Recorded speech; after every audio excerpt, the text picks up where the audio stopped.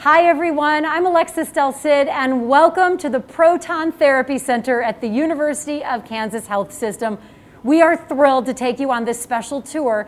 Joining us on this tour for his first time is a very special guest. I want to thank you for joining us. We have Laurent Duvernay-Tardif. That's actually pretty good. Thank you. I've been practicing. Thank you. Merci.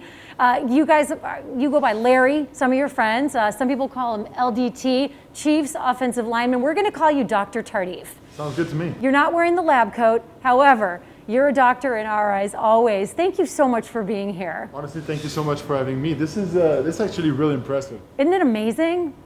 You took a year off from the Chiefs to go back to Canada and help with the COVID crisis there, but now you're back. What's it like to be coming back from being a doctor in a lab coat to being in your Chiefs uniform on the field playing for the Kansas City Chiefs again? Honestly, I feel like that last year has been a roller coaster for so many people, you know, and for me, I think it was the right thing to do to step off the football field for a year in order to, try to help that movement of thousands of healthcare professionals that went back on the front line to fight COVID.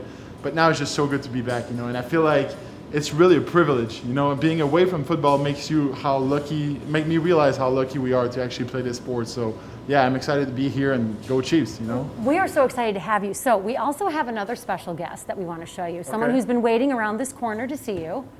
Follow me. It's one of your favorite buddies. Oh my goodness. Can we speak French actually? Of course, please do. This is actually really impressive. So GP Darsh, he's from McGill, played in the NFL for what, 9 years? 8 years, yeah, 9 years? Yeah. And now he's our team physician in Kansas City. So yeah, that's a good friend of mine. Dr. JP Darsh is here, Kansas City Chiefs team physician. What's it like for you guys to see each other again? I know you guys have a very special friendship. I know, it's great. Like Larry's, I call him Laurent. Actually, I should call him. But we have a lot of common friends. And he went to McGill where I went.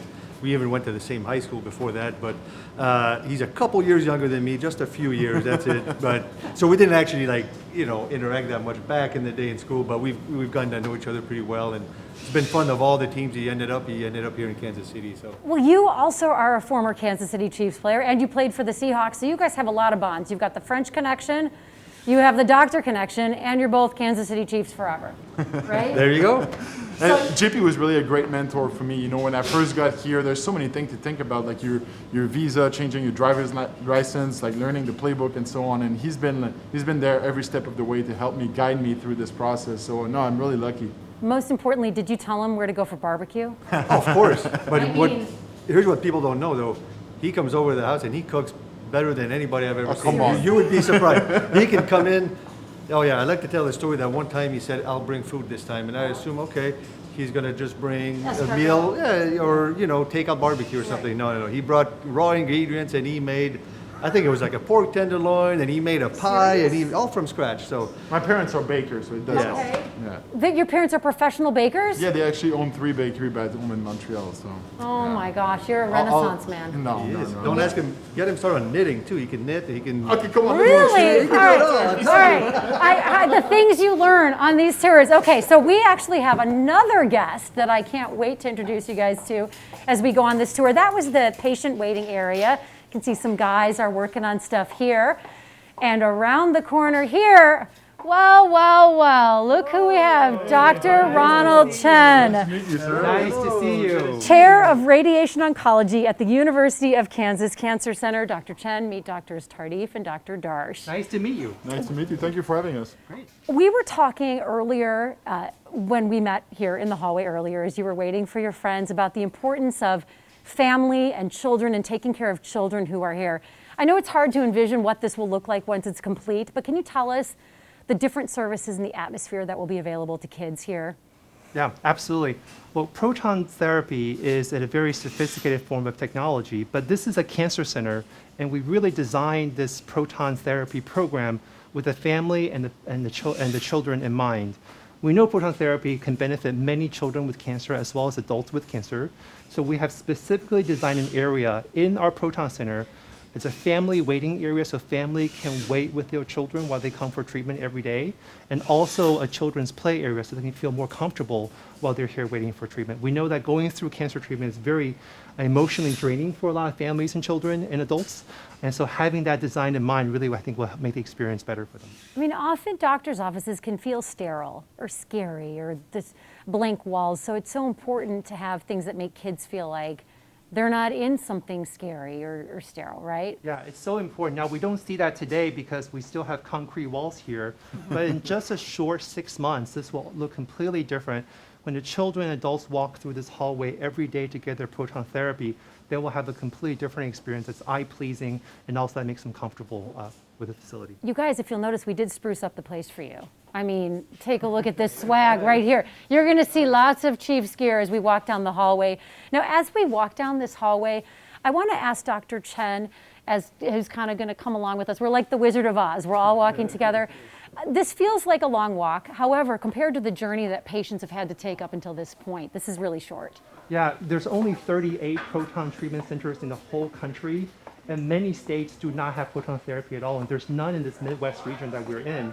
And so in just 6 months, we'll be able to offer this treatment to the patients in this area, so they don't have to go to other states to pursue cancer therapy. So basically, this walk down the hallway is about as long as they're gonna have to travel, instead of hundreds of miles. Absolutely right. So I want to also explain how we got to this point. This is the part of the story that we're going to take you all the way back to months ago. This is how we reached this point with all the heavy equipment. 2 massive pieces of technology make proton therapy possible. We have the gantry and the cyclotron, and they work together to provide targeted radiation. But what an incredible journey it has been to get them here. Here's the deal. The gantry and the cyclotron were first loaded onto a huge ship in Belgium. They crossed the ocean, arriving in Kansas City on April 6th. Now, with all the packing material and all the materials to keep this gear safe, it weighed about 155 tons. Once it arrived in the States, it required police escorts and motorcades. And here's why they needed the motorcades. They needed a fueling truck and utility crews to remove and replace every power line as they went along, because this thing was so huge and so heavy. That's what they needed to do every step of the way. It finally arrived, signaling an end to a proton therapy drought here in the Midwest. As Dr. Chen was explaining, instead of traveling hundreds of miles, patients now can go right down the hallway. So, I want to show you guys the control room. It's kind of like Starship Enterprises. Take a look at this. This is where all the smart people hang out. And, oh, the smart people don't have to run away.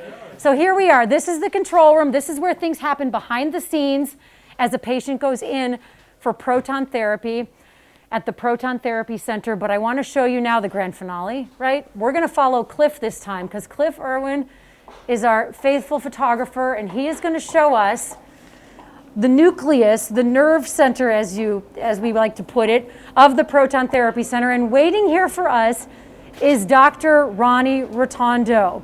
Dr. Ronnie Rotondo is the medical director of the Proton Therapy Center at the University of Kansas Health System. Dr. Rotondo, thank you. Wow, Welcome this to is the pretty proton impressive. treatment room. Meet Dr. Tardif, thanks Dr. for having us. Starsh, and Dr. Chen. This is really incredible. We just took the doctors on a journey. This is kind of where you hang out all day now?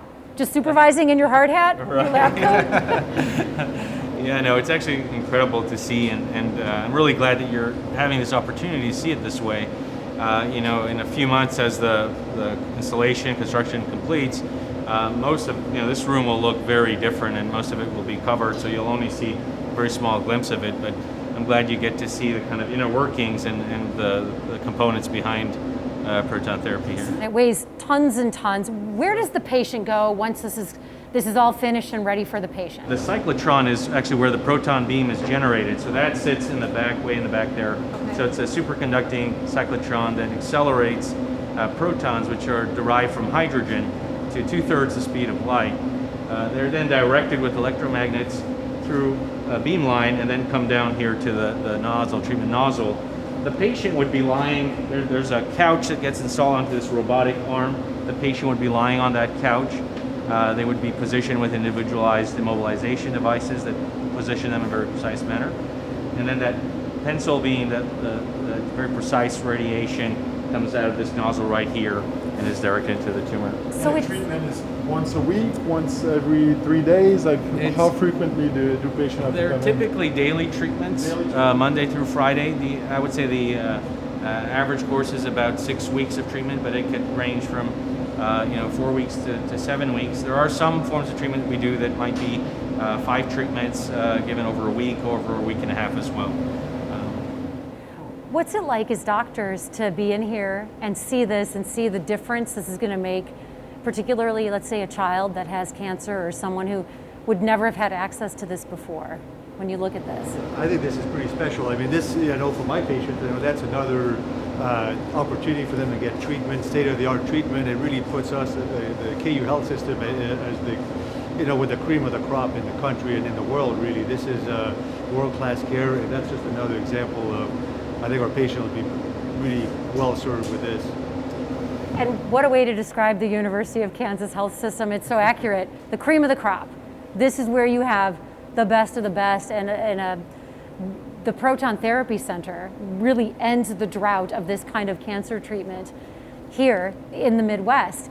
I want to give our celebrity guest, our Kansas City Chiefs player, final thoughts. Come on over here, don't be shy. Why don't you stand next to us? So what do you think when you're here seeing this? Gosh, you're big. Well, honestly, it's pretty impressive to see like what go behind, this old machinery and everything, with the cyclotron behind. But I think, for me, it's just a matter of like, when you know that your patient is going to get, a better therapy with less side effect because you can have access to that type of machinery, I think it's just unbelievable, and it can really change not only the quality of care, but also the quality of treatment as a whole, because the whole family doesn't have to travel in another state, staying in an hotel room and so on. Like, they can come here and have access to top of the line treatment. So no, this is really amazing.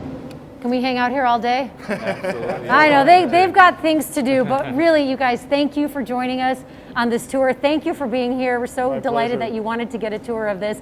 So this concludes our tour of the University of Kansas Health System Proton Therapy Center. We want to encourage you to tune in on Sunday for the Crucial Catch game when the Chiefs take on the Bills. This is the annual Crucial Catch game, and it's to benefit cancer research, a fantastic cause. Oh, we do have one more thing to say. You ready?